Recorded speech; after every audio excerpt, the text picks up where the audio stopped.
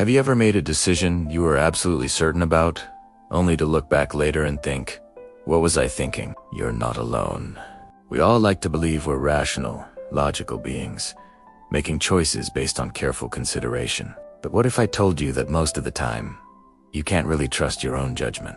It sounds unsettling, I know, but stick with me for a few minutes, because understanding this is the key to making better decisions. The truth is, our brains are hardwired with a series of mental shortcuts. These are called cognitive biases, and they read like invisible puppet strings, influencing everything from what you buy at the grocery store to who you trust. They worked great for our ancestors who needed to make split-second decisions to survive.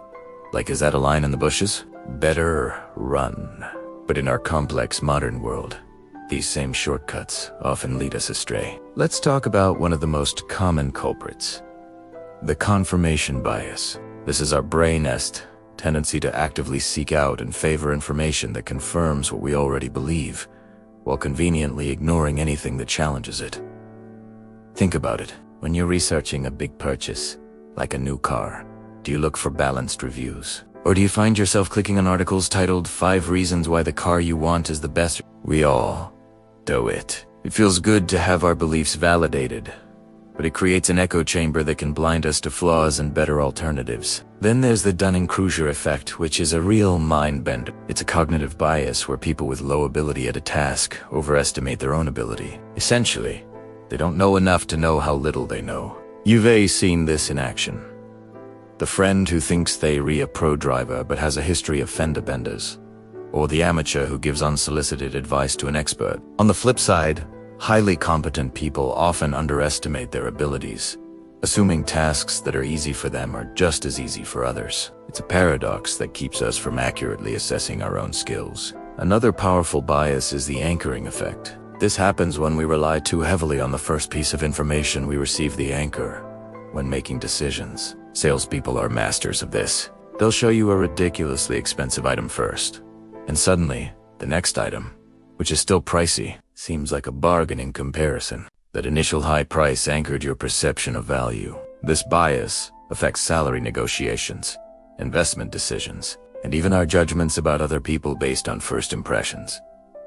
We get stuck on that first number or idea, and it skews our entire thought process. So, if our brains are constantly playing these tricks on us, are we doomed to make bad choices forever? Absolutely not.